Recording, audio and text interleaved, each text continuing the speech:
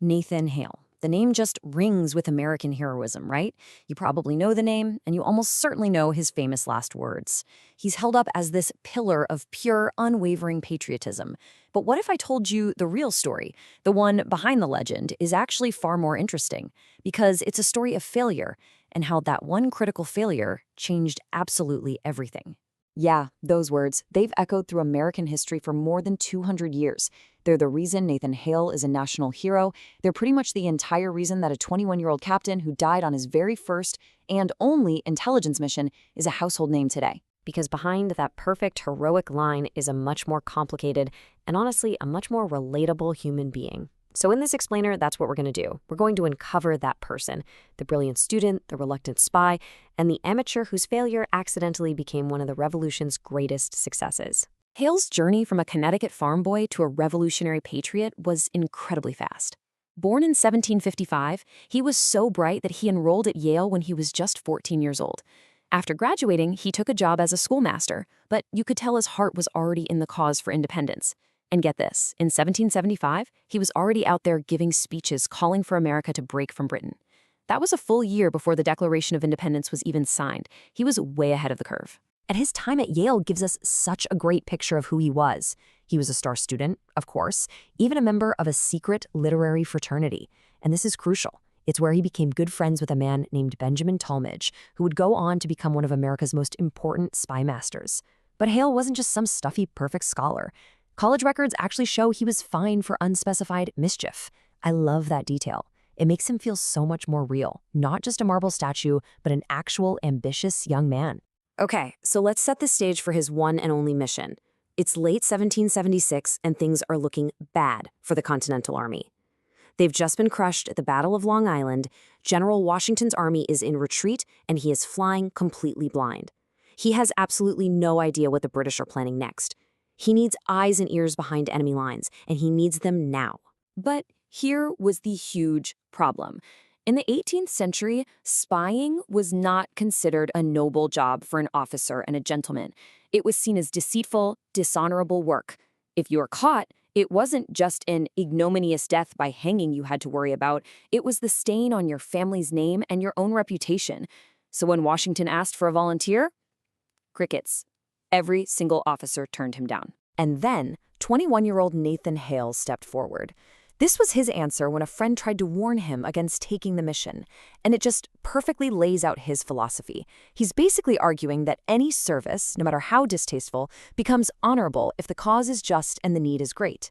He was willing to risk not just his life, but his entire social standing for what he called the public good. The mission itself was tragically simple and very brief. Hale disguised himself as a Dutch schoolmaster, crossed over into British-held Long Island, and spent about 9 days sketching enemy fortifications and taking notes. Then, on September 21st, 1776, while trying to make his way back to American lines, he was captured. You know, how exactly he was caught is still a bit of a historical mystery. There are two big theories. The most common one is that he was recognized and then cleverly tricked into confessing by a famous loyalist commander, Major Robert Rogers. But the other theory, which is way more tragic, is that he was betrayed by his own cousin, Samuel Hale, who was loyal to the crown. But no matter who stopped him, his fate was sealed by a total rookie mistake. When the British searched him, they found incriminating documents, notes and sketches of their positions, hidden on him. This was the work of an amateur.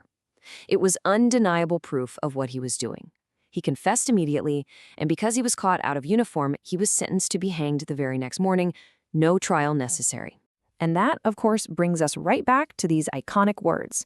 Now, it's really important to note that we don't have a direct record of him saying this. Our only source is a British officer, a Captain John Montresor, who was supposedly so moved by Hale's composure and bravery that he later told an American officer what Hale had said. And if you dig a little deeper, historians now believe his famous line was probably a paraphrase from a super popular play at the time called Cato. Now, this doesn't make his words any less genuine. Actually, it shows he was tapping into a really powerful shared cultural idea about duty and sacrifice, a sentiment so strong that even his enemy felt compelled to remember and repeat it. So let's be real. As a spy mission, this was an absolute, total failure. Hale gathered intelligence that never made it back to Washington. But this is the great irony of his story. His death as a spy became infinitely more valuable to the American cause than his life ever could have been. That failure created a legend.